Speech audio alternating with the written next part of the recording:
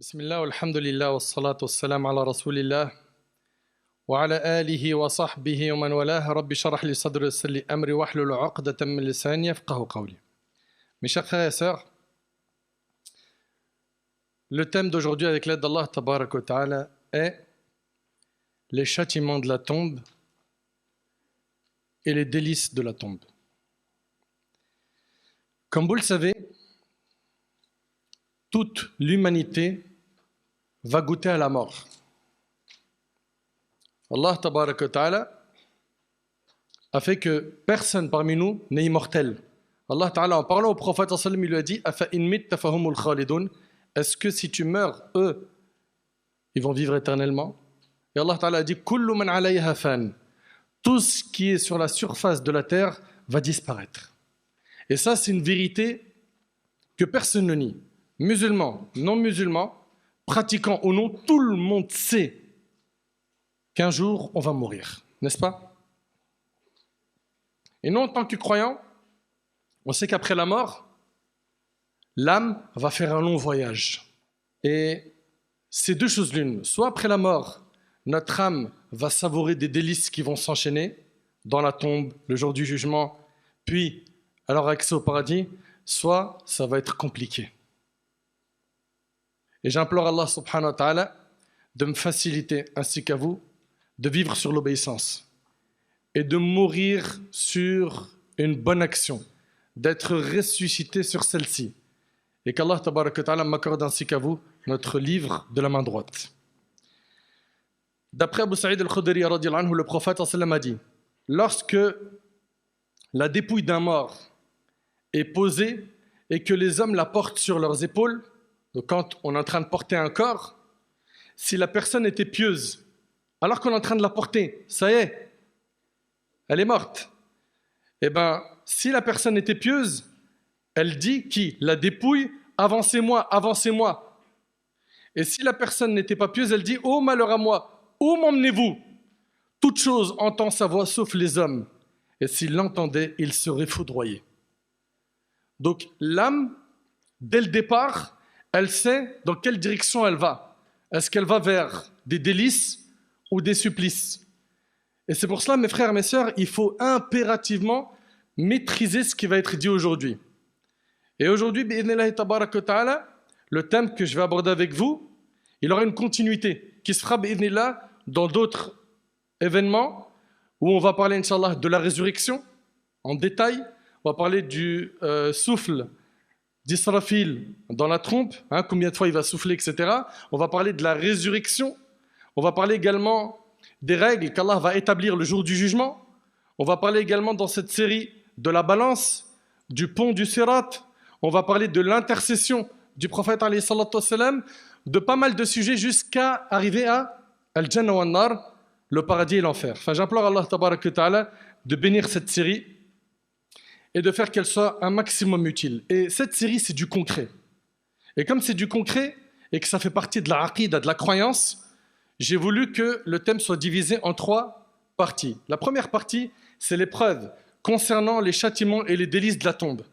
Donc on va voir un paquet de preuves pour avoir cette croyance ferme qu'il y a effectivement une vie ou dans la tombe. Deuxième partie, c'est les causes des châtiments de la tombe. Et troisième partie, la voie à suivre pour se préserver du châtiment de la tombe. Mes chers frères et sœurs, on a entendu ces dernières années, et ça ne date pas d'hier, des gens venir faire douter sur l'existence d'une vie dans la tombe, c'est-à-dire qu'il n'y a pour eux ni châtiment, ni délice dans la tombe. Ils ont dit, il n'y en a pas, c'est des inventions, les hadiths qui parlent de ça, c'est une invention, il n'y a rien d'authentique, il n'y a rien de sarih fait le Coran, il n'y a rien d'explicite dans le livre d'Allah à ce sujet, et puis, il n'y a qu'Allah qui connaît le monde invisible, et Allah a dit dans le Coran que le prophète sallam ne connaît pas le monde invisible. Tout ce que vous entendez là, c'est quoi? Ça s'appelle des shubuhat, des ambiguïtés. Des ambiguïtés. Et nos savants, ils ont répondu à ça. Ils ont répondu à ça. Et ces gens-là, ils font plus de la peine qu'autre chose. Pourquoi? Parce qu'effectivement, le prophète, alayhi salatu wassalam, il ne connaît pas le monde invisible. N'est-ce pas? Il n'y a qu'Allah qui connaît le ghaib. C'est vrai ou pas? Mais avez-vous oublié qu'Allah a informé son bien-aimé, alayhi salatu wassalam, de certaines choses qui font partie du monde de l'invisible? Et avez-vous oublié qu'Allah Ta'ala a dit wa ma yantiqu anil hawa, il ne prononce rien sous l'effet de la passion, In huwa illa wahyun yuha, ce n'est rien d'autre qu'une révélation inspirée. Donc lorsque notre bien-aimé alayhi salatu wassalam, il parle de choses qui font partie du monde de l'invisible, et là c'est un parti aqida, croyance. Je vous demande d'être bien attentif. Quand notre prophète alayhi salatu wassalam nous parle de la foi en Allah, des anges, qui nous parle du jour dernier, qui parle du destin, quand notre bien-aimé alayhi salatu wassalam, il parle de ces choses qui font partie du monde de l'invisible, est-ce qu'il invente cela? Non. C'est une révélation que lui vient. Il s'agit d'une révélation qui vient d'Allah. Allah il dit, et il ne prononce rien sous l'effet de la passion, ce n'est rien d'autre qu'une révélation inspirée. Allamahu shadidul quwa, que lui a enseigné qui? L'ange Gabriel à la force prodigieuse. Notre bien-aimé alayhi salatu wassalam a eu accès à des informations du monde de l'invisible par le biais de qui? De son Seigneur Azza wa Jal. Et sachez que croire au monde de l'invisible, ça fait partie des qualités des croyants. Allah tabarak wa ta'ala, dans Surat al-Baqarah, بعد أعوذ بالله من الشيطان الرجيم بسم الله الرحمن الرحيم, Allah ta'ala il dit Alif Lam Mim, ذلك الكتاب لا ريب فيه. Continuez. هدى للمتقين. On continue. الذين يؤمنون بالغيب. بارك الله فيكم. Alif Lam Mim. Voici le livre dont il n'y a aucun doute. Allahu Akbar. Allah subhanahu wa ta'ala, après la Fatiha, les premiers versets de Surat al-Baqarah, il nous dit que ce livre, le Coran, il n'y a aucun doute sur son sujet. C'est la vérité. Ce livre, c'est une guidée pour les pieux. Qui sont les pieux? Ceux qui font ce qui est obligatoire et qui délaissent ce qui est interdit. Allah ta'ala, il dit que ce livre est une guidée pour les pieux. Alladhina yu'minuna bil ghaib, ceux qui croient au monde invisible. Et donc, ces personnes-là, qui renient l'existence de la vie dans la tombe, des châtiments et des délices de la tombe, sont, écoutez attentivement s'il vous plaît, dans l'égarement. Est-ce que c'est mes paroles? Non. L'imam Al-Qurtubi, rahimahullah, et l'imam Ibn Hajar, rahimahullah, dans Fath al-Bari et dans Tafkiratu l'imam Al-Qurtubi, ces deux grands savants nous disent que seuls les athées ont renié l'existence de quoi?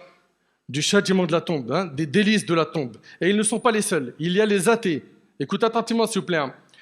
Ceux des musulmans qui optent pour la doctrine philosophique. Ils ont réfuté le châtiment de la tombe en disant qu'il n'y a rien de réel.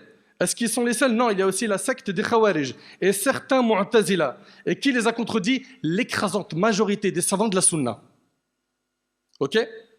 Donc l'écrasante majorité des savants musulmans, sunnites, affirment qu'il y a bel et bien quoi? Une vie dans la tombe.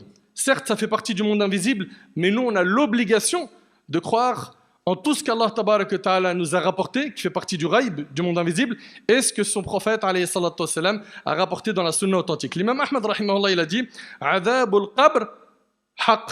Il a dit le châtiment dans la tombe, c'est une vérité. Wa man ankarahu fahuwa dal mudil. Il a dit et quiconque renie l'existence du châtiment de la tombe, c'est un égaré égareur. Et on parle de qui là? De l'imam Ahmad rahimahullah. Tout ce qui nous vient de la part de notre bien-aimé alayhi salatu wassalam, avec une chaîne de transmission qui est valide, nous l'acceptons. Nous l'acceptons. Car si on ne l'accepte pas, si on n'accepte pas ce qui est authentique, qui nous vient du prophète sallallahu alayhi wa sallam, sachez qu'on rentre en opposition avec l'ordre d'Allah. Avec l'ordre d'Allah. Allah tabarak wa ta'ala a dit « Wa ma atakumur rasoul fakhudhuhu wa ma nahakum anhu fantahu » C'est-à-dire quoi? Ce que le messager vous donne, prenez-le. Et ce qu'il vous interdit, abstenez-vous-en. Ok? Donc Allah tabarak wa ta'ala, il nous dit quoi? Que ce que le prophète sallallahu alayhi wa sallam, il va nous ordonner, on l'accepte. Et ce qu'il nous interdit, on doit quoi? S'en abstenir. Et je tiens à rappeler que ce que le prophète sallallahu alayhi wa sallam ordonne ou interdit, il provient de qui? D'Allah. Parce que وَمَا يَنْتِقُ عَنِ الْهَوَى. Il ne prononce rien sous l'effet de la passion. Ce n'est quoi? Ce n'est qu'une révélation inspirée. Inspirée par qui? Par Allah tabaraka wa ta'ala. Parfait. Mes chers frères, mes chères sœurs, une définition hyper importante que nous donne Ibn Abi al-Izz al-Hanafi. Le grand savant Ibn Abi al-Izz al-Hanafi, rahimallah, il dit, et soyez très attentifs, surtout quand il s'agit de définition. Là, on parle d'un point dogmatique qui fait partie de la croyance. Il dit, rahimahullah, i'lam anna adhab al-qabr huwa adhab al-barzakh. Il dit, sache que le châtiment de la tombe est celui du barzakh. Vous allez me dire, mais c'est quoi le barzakh? Ibn al-Qayyim, rahimahullah, il a dit, al-barzakh, c'est l'étape qu'il y a entre ce bas monde et l'au-delà. Ok? Très bien. Il dit, sache que le châtiment de la tombe est celui du barzakh. Et regardez ce qu'il dit. C'est hyper important. Quiconque meurt en méritant le châtiment en subira sa part, qu'il soit enterré ou non. Parce qu'on parle de châtiment de la tombe. On peut se poser tout de suite la question, ok, parfait. Et qu'en est-il de ces personnes qui sont mortes noyées? Vas-y, explique-moi comment il va avoir un châtiment dans sa tombe. Il est mort noyé, il est mort brûlé. Ok? Il a été incinéré. C'est des questions qu'on peut se poser, c'est vrai ou c'est pas vrai? C'est pour ça que soyez attentifs sur ce qu'il dit. Ibn Abil Aziz, rahimahullah, il dit « Quiconque meurt en méritant le châtiment en subira sa part, qu'il soit enterré ou non, dévoré par les bêtes féroces, brûlé jusqu'à être devenu cendre et éparpillé par le vent, crucifié ou encore noyé dans la mer, le châtiment atteindra son âme et son corps de la même manière qu'en est atteint celui qui est enterré. » Allahu Akbar. On pourrait se demander, mais comment mon frère Nader? Comment quelqu'un qui a été brûlé, réduit en cendres, comment est-ce que lui va avoir des questions? Est-ce que vous oubliez qu'Allah Tabarak wa Ta'ala, il est capable de tout? Inna Allah ala kulli shay'in qadir.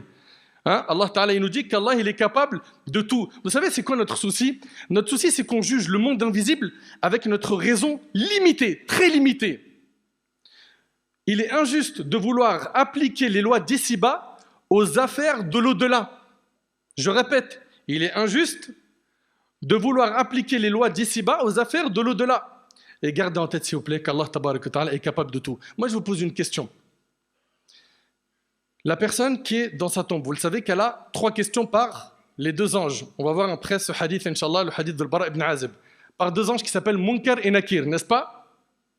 Je vous pose une question. Est-ce qu'Allah Tabarak wa Ta'ala, quelqu'un qui est mort noyé, est-ce qu'Allah il est capable de lui envoyer les anges et de le questionner, ou c'est quelque chose qui dépasse la capacité d'Allah? Écoutez avec moi ce hadith. D'après Abu Hurayra, le hadith il est rapporté par l'imam al-Bukhari.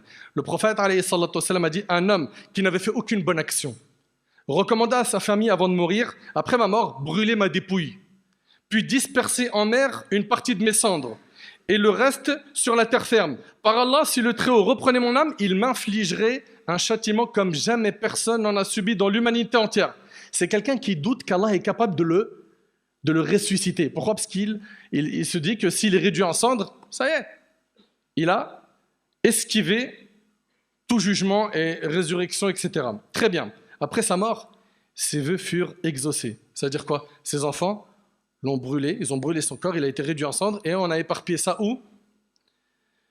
À la terre ferme et à la mer. Allah Tabarak wa Ta'ala par la suite ordonna à la terre ferme et à la mer de rassembler ses cendres.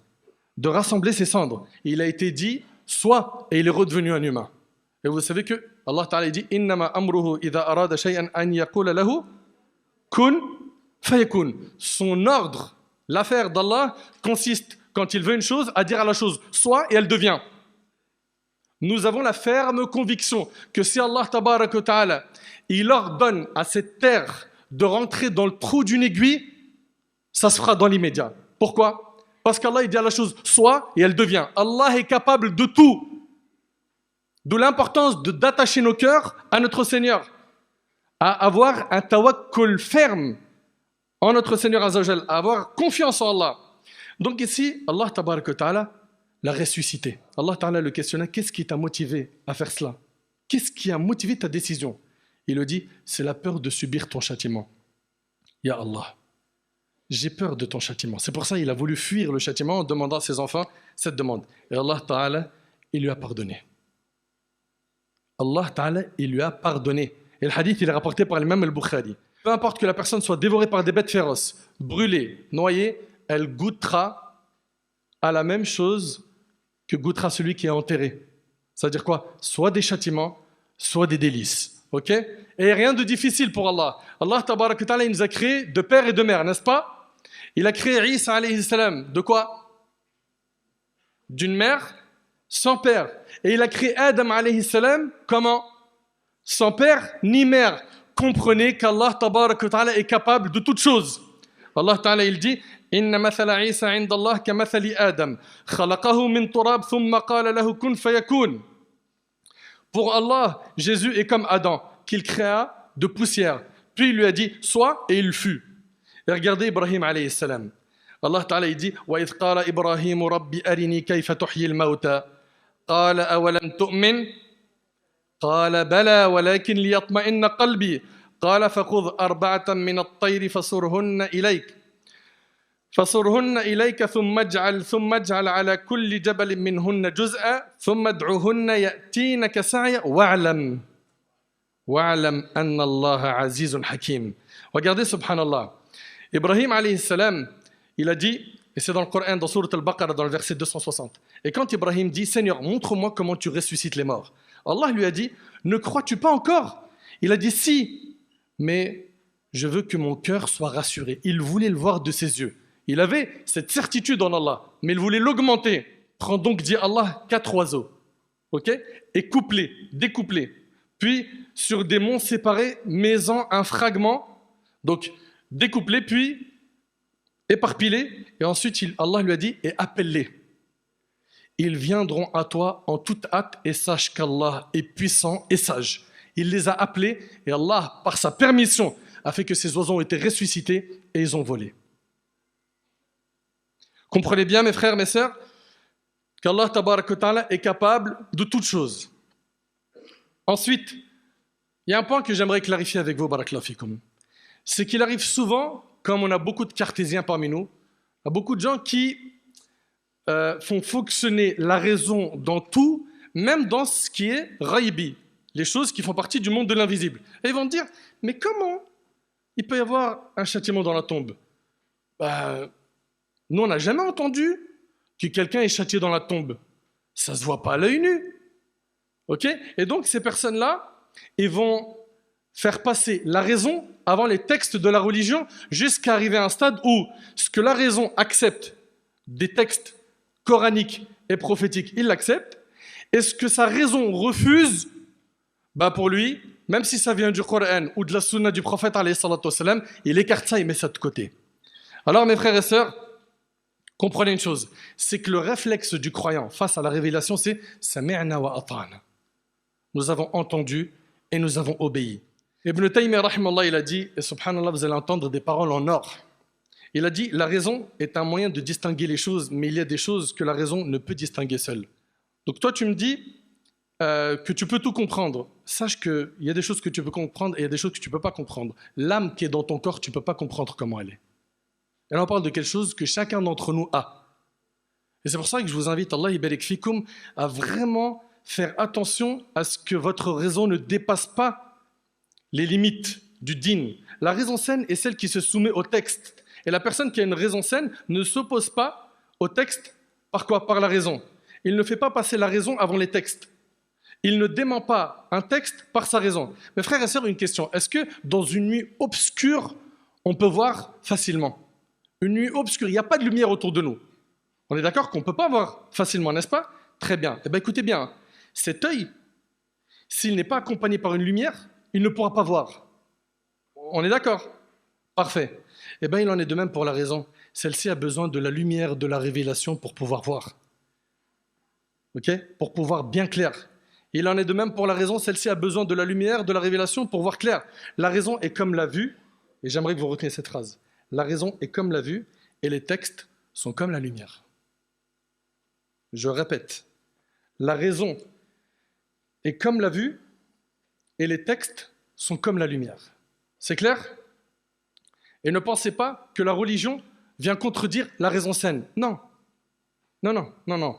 Mais comprenez que la base du din, c'est quoi? C'est le texte. Et le texte ne contredit pas la raison saine. Ça va jusque-là? J'en ai pas perdu? Parfait. Très bien. Ensuite, voyons maintenant, concrètement, les textes du Coran et de la Sunna qui nous parlent de l'existence des châtiments et des délices de quoi? De la tombe. Allah Ta'ala dit وَحَاقَ بِآلِ فِرْعَوْنَ سُوءُ الْعَذَابِ النَّارُ يُعْرَضُونَ عَلَيْهَا غُدُوًّا وَعَشِيًّا وَيَوْمَ تَقُومُ السَّاعَةُ أَدْخِلُوا آلَ فِرْعَوْنَ أَشَدَّ الْعَذَابِ. Parfait. Allah Ta'ala, il dit, Allah donc le protégea des méfaits de leur ruse, alors que le pire châtiment cerna les gens de Pharaon. Le feu, et ça, j'aimerais que ce soit bien écouté, s'il vous plaît, hein. Le feu auquel ils sont exposés matin et soir. Qui? Pharaon et ses gens. Écoutez bien. Le feu auquel ils sont exposés matin et soir, et le jour du jugement, il sera dit, faites entrer les gens de Pharaon au plus dur des châtiments. On s'arrête un instant. Donc le jour du jugement, il sera dit, faites rentrer les gens de Pharaon au plus dur des châtiments. Mais le feu auquel ils sont exposés matin et soir, il est où? Il est où? Allah Ta'ala, il dit, le feu auquel ils sont exposés matin et soir, et le jour où l'heure arrivera, il sera dit, faites entrer les gens de Pharaon au plus dur du châtiment. Sachez, mes frères et sœurs, que les savants de la Sunna ne divergent pas sur l'explication de ce verset. Ils sont unanimes pour dire ici quoi? Qu'il s'agit du châtiment de la tombe. Donc c'est prouvé par le Coran dans Sourate Ghafir, dans le verset 45 et 46. Très bien. Ensuite, un point qui est très important. Beaucoup de gens viennent nous dire, oui mais mon frère, ce verset, vas-y, ok, tu nous as dit c'est l'interprétation des savants. Mais c'est les savants qui ont compris ça. Et la sunna, bah t'as vu, il y a des textes qui sont authentiques, il y a des textes qui ne sont pas authentiques, c'est un peu mélangé. Nous, les hadiths, on ne prend pas. Nous, on ne prend que du Coran. Ceux-là, on les appelle les coranistes. Msakin, ils n'ont pas le bon nom. Ok? Et donc, ces personnes-là vont prendre ce qui vient du prophète, alayhi salatu wassalam, et ils vont l'écarter en disant que non, la sunna, c'est pas fiable comme le Coran. Et ils oublient que notre bien-aimé, alayhi salatu wassalam, ce qu'il prononce vient de qui? Parce que nous avons dans notre dîn deux sources, le Coran et la sunna du prophète, alayhi salatu wassalam. Et la sunna, je le répète, elle est révélée par Allah, Azza wa Jal. Et par rapport à ceux qui disent, oui, mais où il y a des preuves dans le Coran qu'il faut suivre le prophète, obéir au prophète. Nous, c'est le Coran et c'est tout.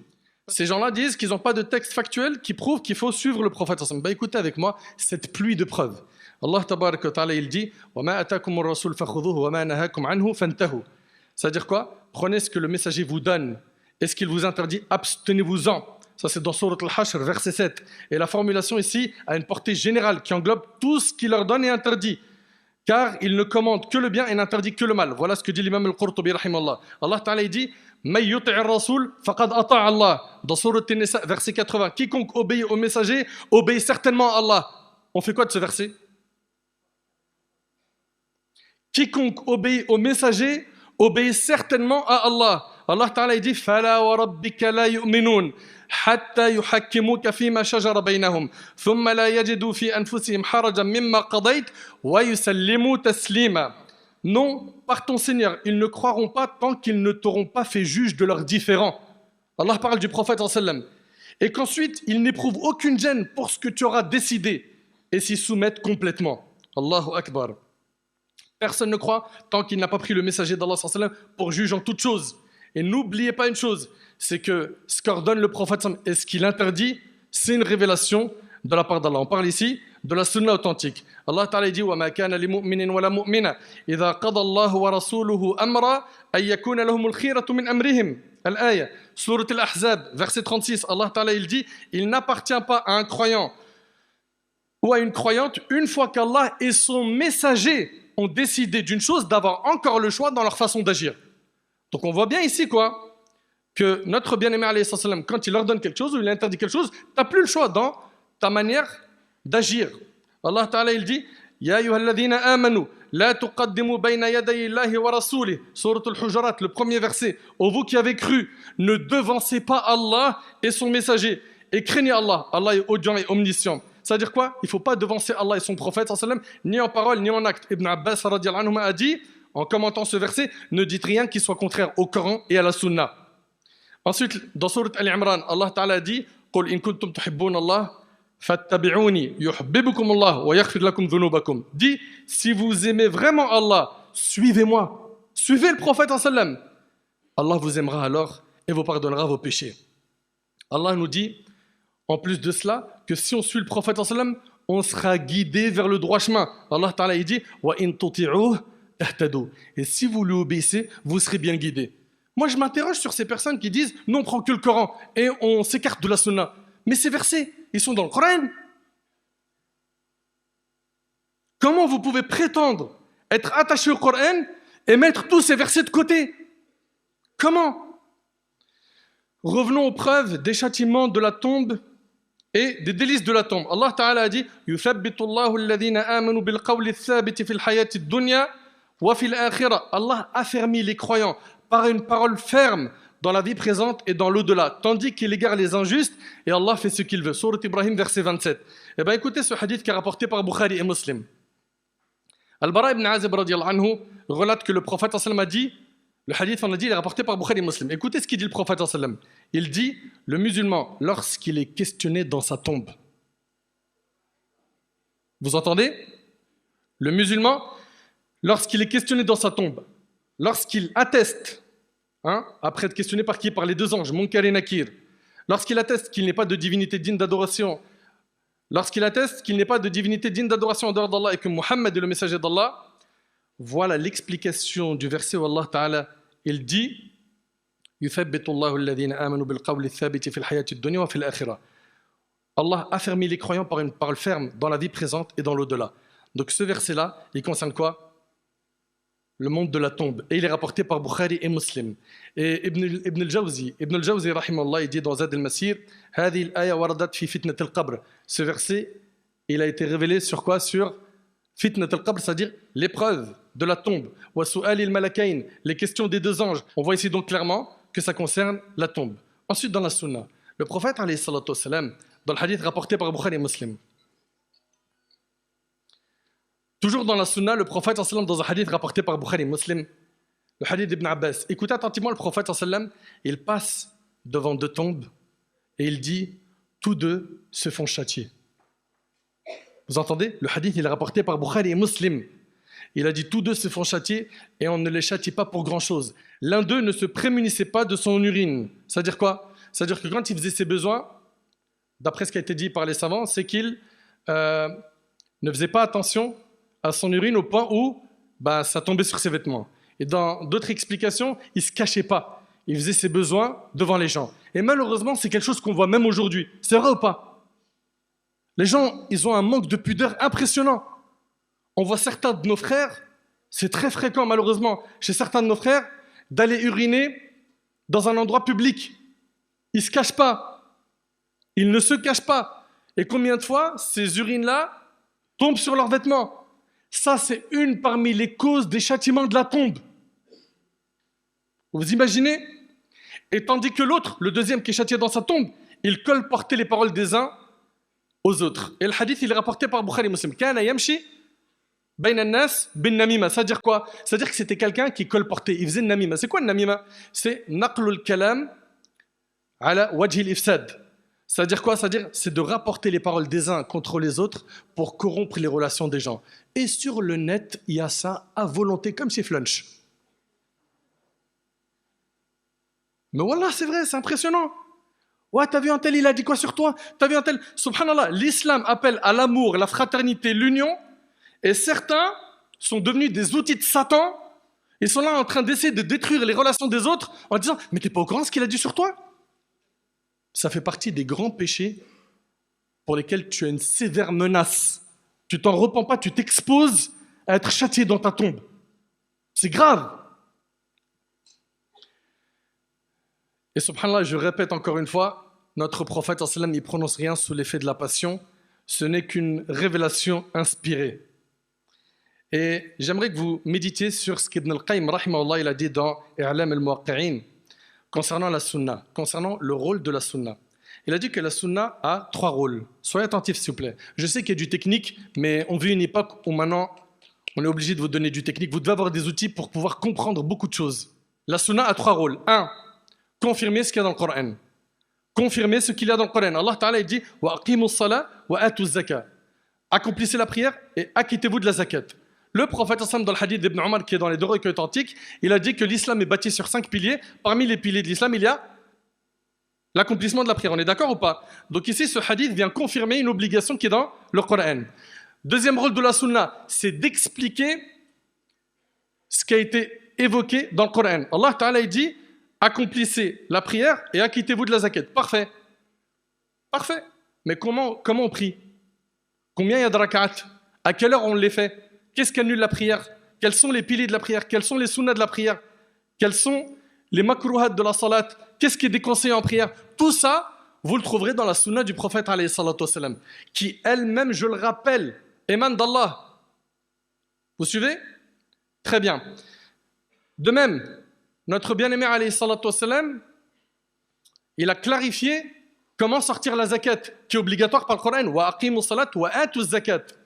Accomplissez la prière et acquittez-vous de la zakat. Comment je la calcule, la zakat? Le 2,5%, la rub'losh, mais il n'est pas dans le Coran. N'est-ce pas? Comment on calcule la zakat? Tout ça, vous allez le trouver où? Dans la sunna. Troisième rôle de la sunna, c'est qu'elle va venir rendre obligatoire quelque chose qui n'a pas été obligatoire par le Coran, ou interdire quelque chose qui n'a pas été interdite par le Coran. Et cette obligation et cette interdiction, vient d'Allah. Ok? Et c'est le prophète alayhi salatu wassalam qui va communiquer cela. Un exemple d'une obligation qui n'est pas dans le Coran, zakatul fitr. Vous connaissez zakatul fitr ou pas? Ça se donne quand? À la fin de Ramadan, n'est-ce pas? Ça, c'est pas dans le Coran. Ok?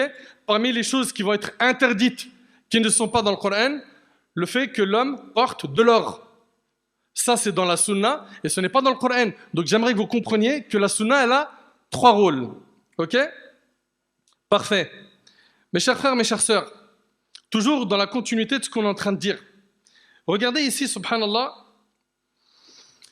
le hadith suivant, selon Al-Miqdam ibn Ma'di Karib, le prophète a dit: j'ai reçu le Coran et son semblable avec, rapporté par Tirmidhi. C'est quoi le semblable avec? C'est la sunna. Ok? Et l'imam Al-Awza'i, rahimahullah, il a vécu dans les premières générations, il fait partie des pieux prédécesseurs.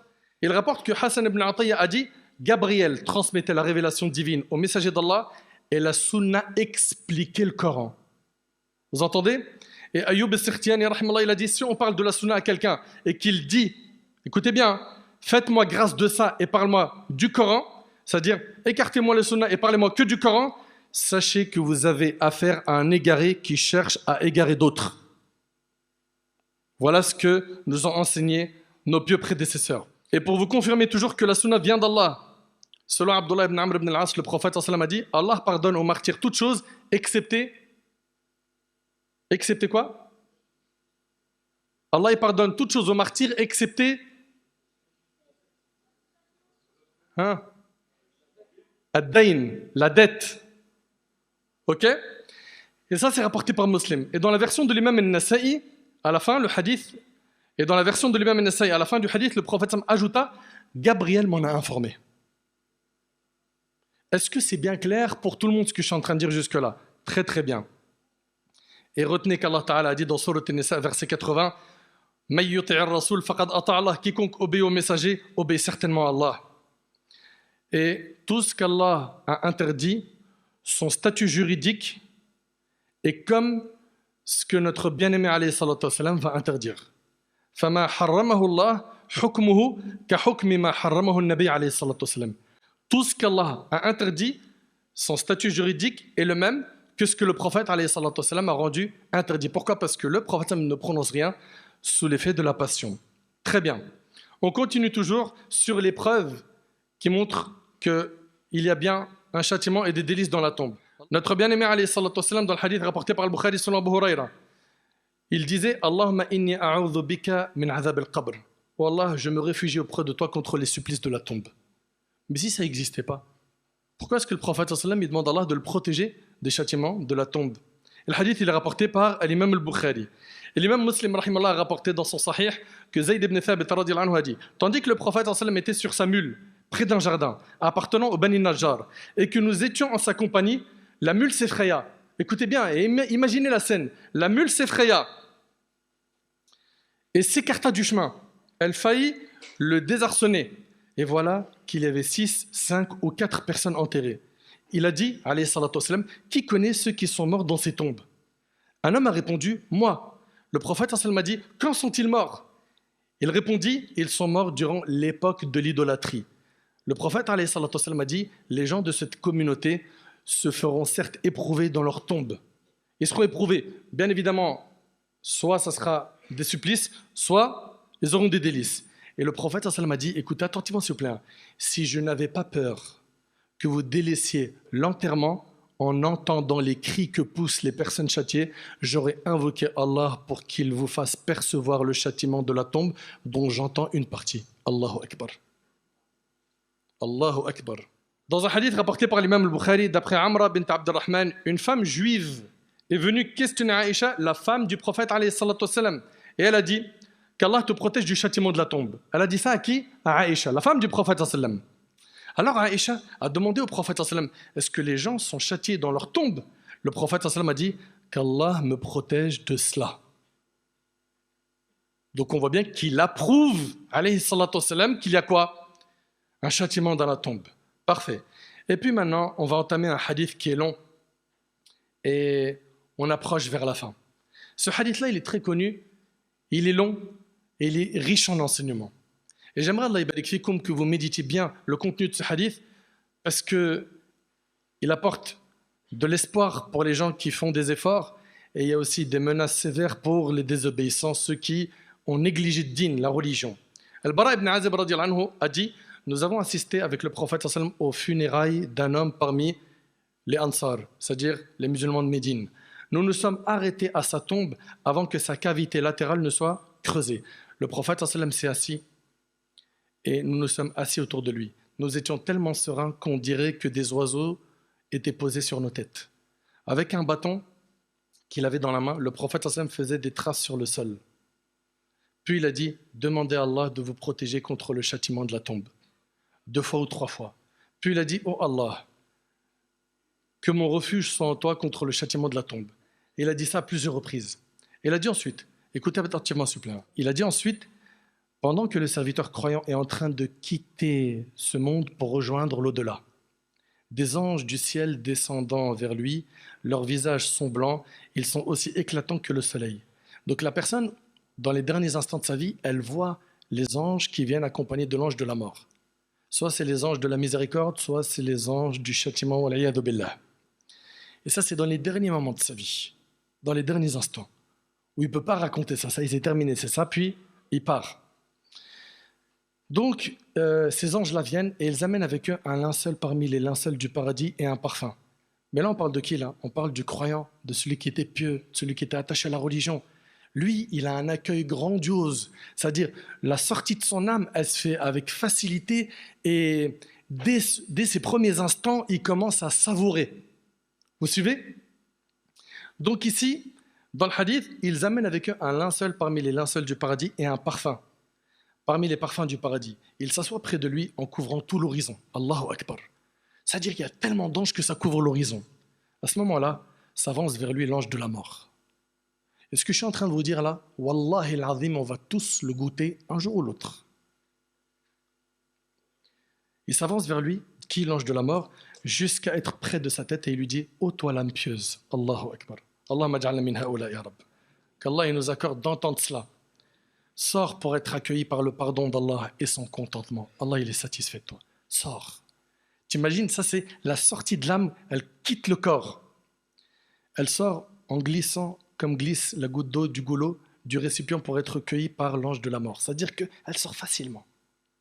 Puis après, les anges qui sont entre le ciel et la terre la bénissent et les portes du ciel lui sont ouvertes. Il n'y a pas de gardien d'une des portes du ciel sans qu'il n'implore Allah pour la faire gravir de leur côté. Quand l'ange de la mort la prend, il ne la laisse pas dans sa main. Qui? Les anges. Il ne la laisse pas dans sa main, même pas le temps d'un clin d'œil pour la mettre dans le linceul et dans le parfum. Un linceul du paradis, un parfum du paradis.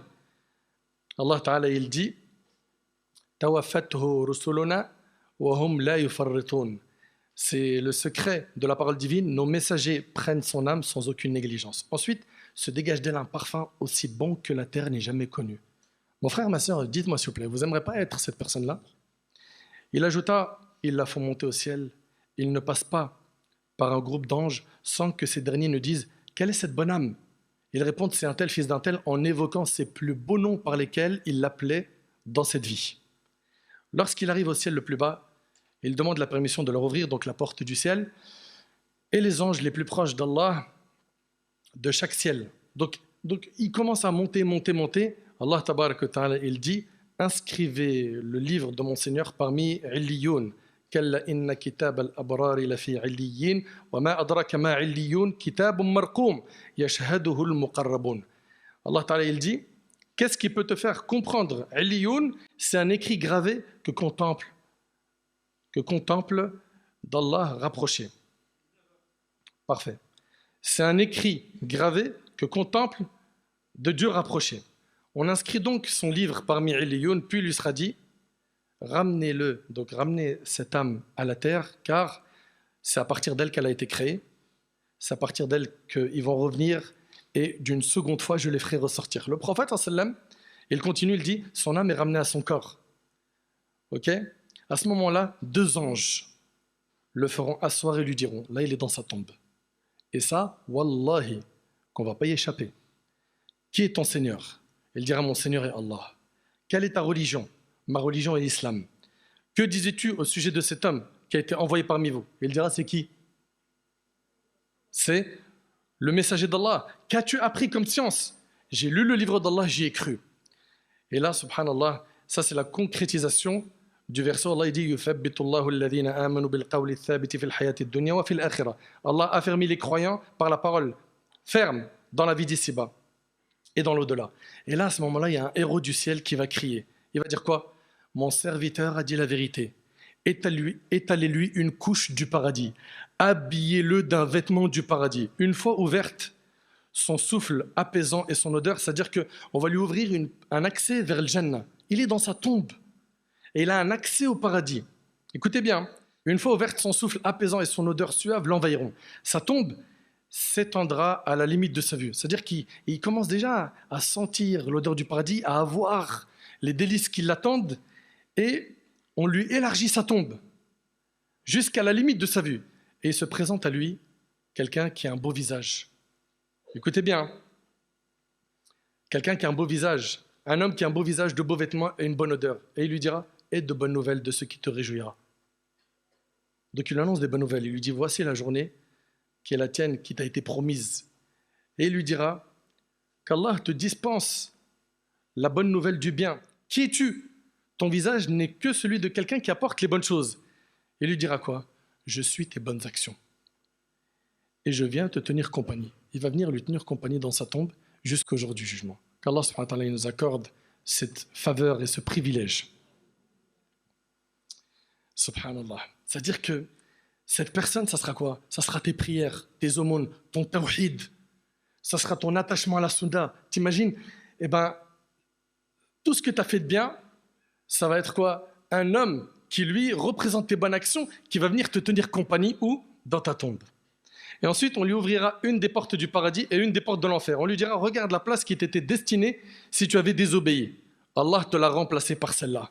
Quand il voit ce qu'il y a dans le paradis, il dira, Seigneur, hâte la venue de l'heure que je rejoigne ma famille et mes biens. Fais que le jour du jugement, il arrive vite. Pourquoi? Parce que pour lui, il est dans une salle d'attente. Certes, c'est des délices, mais c'est limité. Il n'est pas encore au paradis. Donc il est pressé que le jour du jugement arrive. Pourquoi? Pour qu'il puisse rentrer, faire le Jannah pour l'éternité. Ça, c'est qui? C'est celui qui a cartonné dans ce bas monde. Maintenant, voyons de l'autre côté. Quand l'infidèle, pendant qu'il est en coupure avec ce bas monde pour rejoindre l'autre monde, descendent vers lui des anges, rudes et violents, avec des visages sombres, munis d'un linceul formé de torchons provenant de l'enfer. Allahu Akbar. Là, ce n'est pas un linceul du paradis. Il s'assoit près de lui en couvrant la limite de la vue. Pareil, il en voit plein. À ce moment-là, se présente l'ange de la mort et s'assoit près de sa tête. Ô toi, âme mauvaise, sors pour encourir le courroux d'Allah et sa colère. T'aimerais entendre ça? Ou t'aimerais plutôt entendre sors vers le pardon d'Allah et son contentement? Mais sache que c'est toi qui fais ce choix. C'est toi qui écris ton livre. Quand vous êtes sur TikTok à regarder des lives qui appellent à la désobéissance, à tuer votre temps, qui est votre capital, au lieu de faire des bonnes actions, quand vous êtes en train de partager des rumeurs, des informations qui sont nocives, des péchés, mais vous êtes en train de vous autodétruire. Vous êtes en train de faire n'importe quoi. Et il n'y a que 2 directions après la mort. Fariqun fil jannah wa fariqun fis sa'ir. Des gens qui seront au paradis, d'autres qui seront en enfer. Puis ici, subhanallah, l'âme se ramifiera alors de son corps et il l'arrachera comme on arrache la broche de la laine mouillée. Donc l'âme va sortir très difficilement. Chaque ange habitant entre le ciel et la terre va maudire cette âme, alors que de l'autre côté, ce n'était pas le cas. Ainsi que chaque ange habitant le ciel, les portes du ciel se fermeront. Il n'y a pas de groupe d'anges gardiens des portes qui n'invoquent Dieu pour que son âme ne passe à côté de lui. Et dès que l'ange de la mort il la prend, ils ne la laisseront pas le temps d'un clin d'œil dans sa main pour la mettre dans ses torchons, qui viennent d'où? De l'enfer. Une odeur aussi désagréable que la pire des odeurs d'une charogne qu'on peut trouver sur cette terre se dégage d'elle. Allahu Akbar. Ensuite, ils la font monter. Ils ne passent pas près d'un groupe d'anges sans que ces derniers disent « Quelle est cette âme mauvaise ?» C'est un tel fils d'un tel en le désignant par les noms les plus mauvais par lesquels il l'appelait pendant qu'il était vivant. Arrivé au ciel le plus bas, on demandera la permission d'ouvrir, mais on ne leur ouvrira pas. Puis le prophète sallam récita « Inna alladhina kazzabu bi ayatina wastakbaru anha la tufattahu lahum abwabu as-sama' wa la yadkhuluna al-janna hatta yalija al-jamalu fi sammi al-khiyat wa kadhalika najzi al-mujrimin » Allah subhanahu wa ta'ala donc ici nous dit il ne voit pas s'ouvrir les portes du ciel, pas plus qu'il n'entre au paradis jusqu'à ce que le chameau ne pénètre dans le chat d'une aiguille. Allah, le puissant, le glorifié dira « Inscrivez son livre parmi les Sijjin, dans la couche la plus profonde de la terre. » Son âme est alors jetée du ciel jusqu'à tomber sur son corps. Puis le prophète sallam récita « Hunafa'a lillah, ghayr mushrikina bih, wa man yushrik billah faka'annama kharra min as-sama' fatakhtafuhu at-tayr aw tahwi bihi ar-rih fi makanin sahiq. » Celui qui associe Allah, c'est comme s'il dégringolait du ciel et qu'alors un oiseau le happe ou que le vent l'abîme en un lieu perdu. Son âme est ensuite ramenée à son corps. Et là, à ce moment-là, deux anges sévères le grondent, le font asseoir et lui disent « Qui est ton Seigneur ?» Et là, il dit quoi? Je ne sais pas. Je ne sais pas. Je ne sais pas pourquoi. Parce que sur terre, il n'a pas appris qui était son Seigneur. Parce que sur terre, il s'est écarté de la voie d'Allah. Parce que sur terre, il refusait la sunna du prophète alayhi salatu wassalam. Parce que sur terre, c'était un esclave de ses passions. Sur terre, la seule chose qui occupait son esprit, c'est comment faire pour faire le maximum de façades, de mal. Pourquoi? Pour concurrencer mes potes et leur dire moi aussi, je suis parti à Dubaï avec des meufs. Moi aussi, j'étais à Phuket. Et t'inquiète pas, j'ai tout harag. Et ils se vantent du haram aujourd'hui. Et ils le font sans aucune gêne. Où certains et certaines, ils affichent leurs péchés, comme sur TikTok ou autre, une telle qui a fait ça et un tel qui a fait tel péché. Ils se cachent plus. Vous voulez être accueillis par quel type d'ange?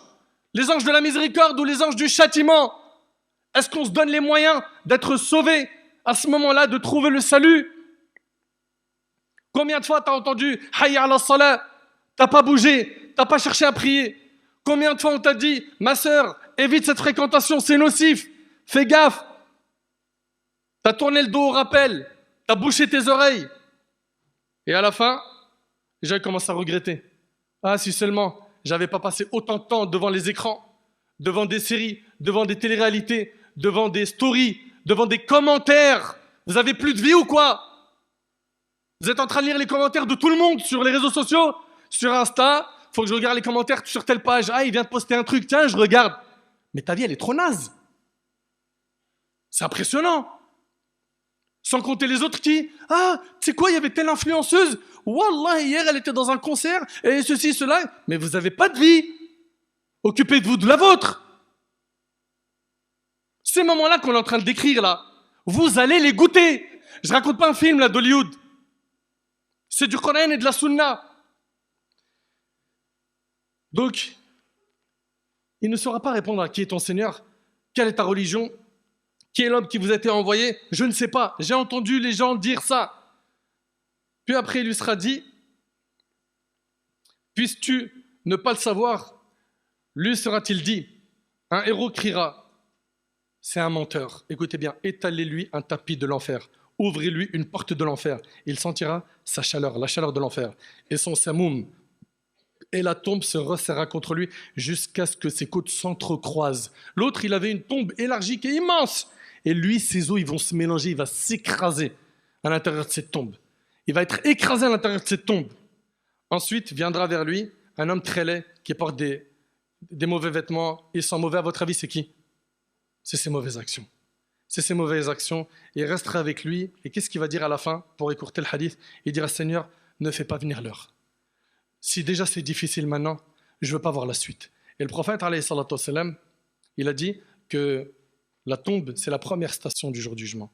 Si cette étape, elle est facile, ce qui viendra après sera facile. Et si cette étape est difficile, ce qui viendra après sera difficile. Mes chers frères, mes chères sœurs, rapidement, qu'est-ce qui fait en sorte que les gens peuvent avoir des châtiments dans leur tombe? Un, le fait de colporter. Et ça, on l'a vu tout à l'heure dans le hadith.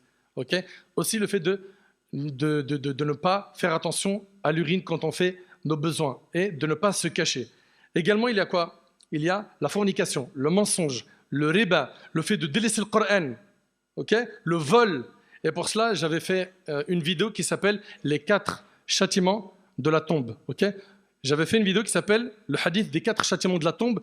Vous pouvez l'écouter pour que je puisse, Inch'Allah, écourter et avancer. Donc, toutes ces choses-là, la médisance, parler sur le dos de quelqu'un, salir l'honneur de quelqu'un, comme aujourd'hui on le voit partout sur le net, eh ben ça, c'est des causes de châtiment de la tombe. Maintenant, vous allez me dire, mais comment faire pour être sauvé? Eh bien, très rapidement, si tu veux être sauvé du châtiment de la tombe et ne connaître que les délices, apprends à être droit dans ta pratique religieuse. Sois droit, istaqim. Sois droit, prends le chemin de la droiture, prends pas les chemins de l'égarement. Même si tu seras très peu accompagné, parce qu'il n'y a pas beaucoup de gens qui sont dans le din et qui tiennent bien à la religion. Même si tu es seul, parce qu'autour de toi, les gens ils sont tous dans la désobéissance. Accroche-toi même seul. Accroche-toi. Ce qui se joue après la mort, wallahi al-azim, c'est grand. Croyez pas que c'est de la blague ce qu'on est en train de voir là. C'est pour ça qu'il faut dès maintenant faire des choix de vie et avoir une personnalité forte. C'est pas n'importe qui m'impose un péché, j'ai peur du regard des gens, donc je fonds dans la masse. Et c'est ce qu'on voit de plus en plus aujourd'hui, au lycée, à la fac, etc. Pourquoi tu fais ça?